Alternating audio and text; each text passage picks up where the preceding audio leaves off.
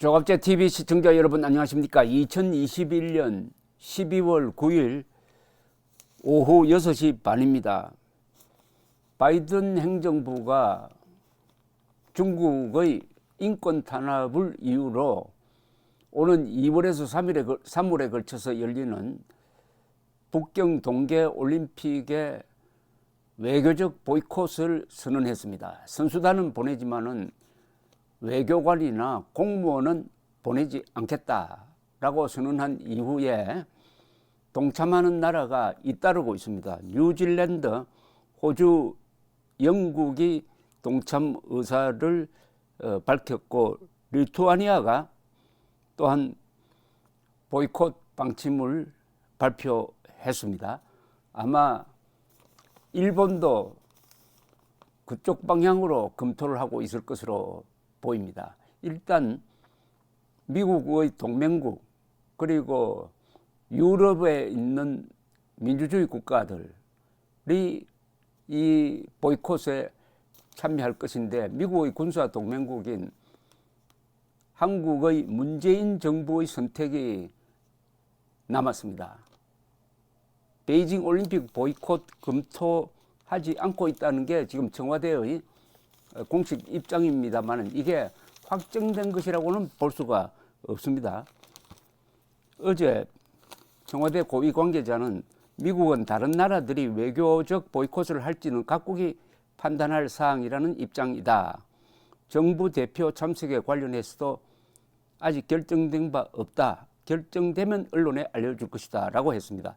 올림픽 주무장관인 황희 문화체육부 장관을 개회식 참석자로 통보하기는 했지만은 언제든 상황이 바뀔 수 있다는 뜻으로 해석되는 여지를 남기기는 했습니다. 청와대 관계자는 미국 시간으로 9일에 열리는 민주주의 정상회의에서 미국이 한국의 보이콧 동참을 압박하는 것 아니냐는 취지의 질문에 대해서는 회의에서 어떤 이야기가 있을지 예단해 말하는 것은 적절치 않다라고 했습니다. 그런데 문재인 대통령이 이 민주주의 정상회담에 참석합니다.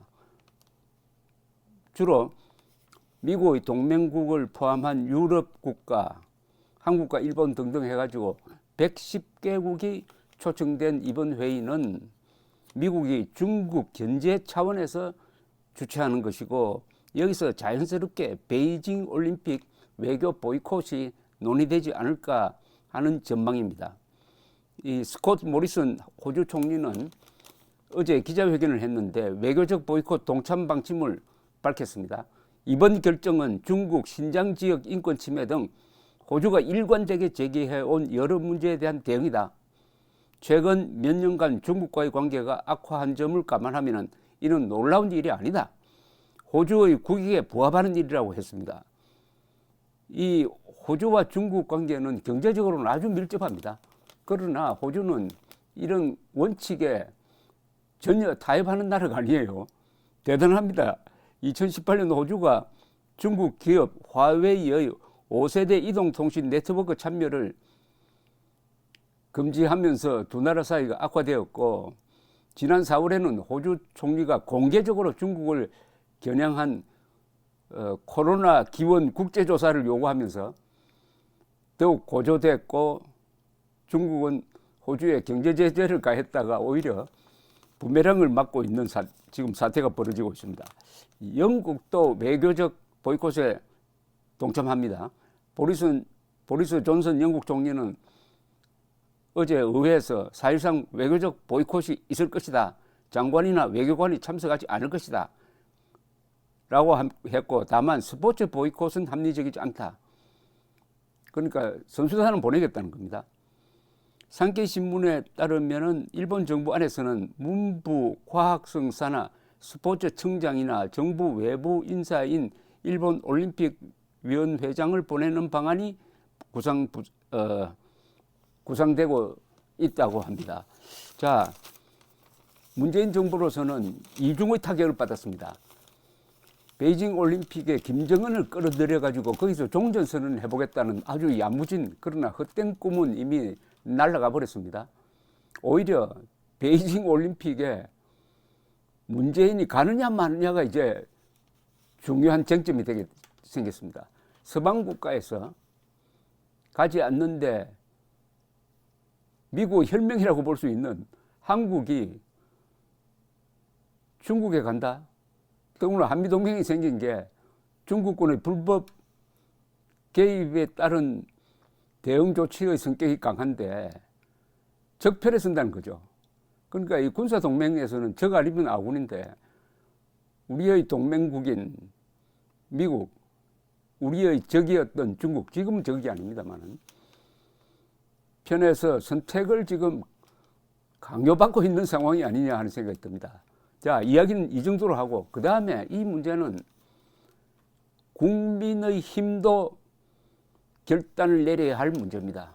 쉽게 말하면 국민의 힘이 이 문제에 대해서 당의 입장을 정해야 됩니다. 윤석열 후보가 입장을 정해야 합니다. 입장은 간단하죠. 외교적 보이콧 찬성이냐 반대냐. 찬성도 아니고 반대도 아니다.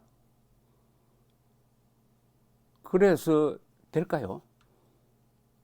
정권을 잡겠다는 사람입니다.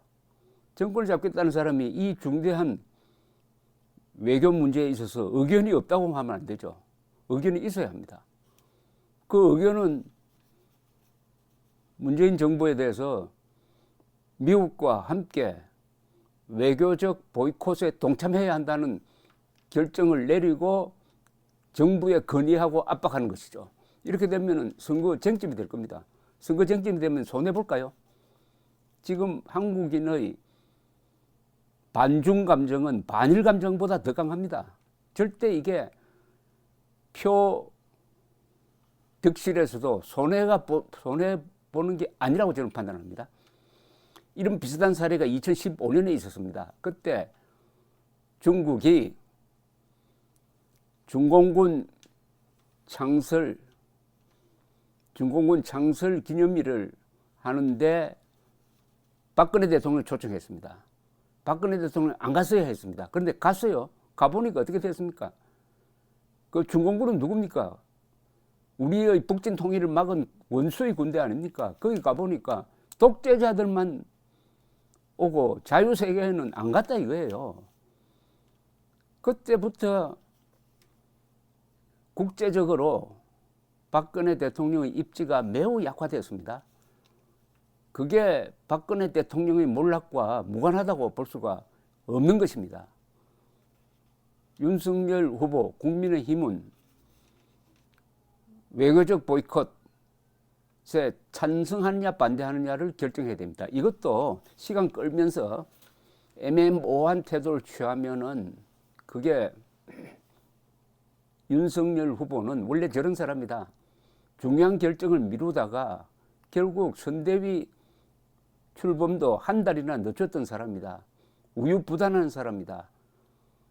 이렇게 될 것 아닙니까? 그것은 어떤 결정을 해가지고 욕먹는 것보다 더 치명적인 타격이 될 것입니다. 지금 윤석열 후보에 대한 국민들의 여론을 보면은 도덕성에서는 이재명보다 앞서지만은 이 능력면에서 국적 능력, 대통령으로서의 능력과 자질에서는 떨어진다는 이야기가 나옵니다. 왜 이렇게 나오겠습니까? 결단력이 부족하다. 정책에 대한 이해도가 부족하다. 이렇게 되는 것 아닙니까? 이분이 어떻게 보면 시금석입니다. 국민의힘 윤석열 후보는 이 정부가 베이징 동계올림픽에 공무원들을 보내야만 하느냐 마느냐 하는 이 외교적 보이콧에 대해서 어떤 태도를 취하라고 할지 그 방향을 빨리 결정해야 합니다. 그것은 한미 동맹의 원칙에 입각해서 결정을 내리는 것이라고 저는 답을 내어놓았습니다만은 윤석열 국민의힘 후보는 어떤 결정을 하든지 신속하게 해야 될 것이라고 생각합니다. 안보 문제는 앞으로 선거운동에서 가장 중요한 이슈가 되어야 합니다. 이걸 피해가면서 실수하지 않고 정권을 잡겠다고 하는 순간 거기에 막아끼일 것입니다. 감사합니다.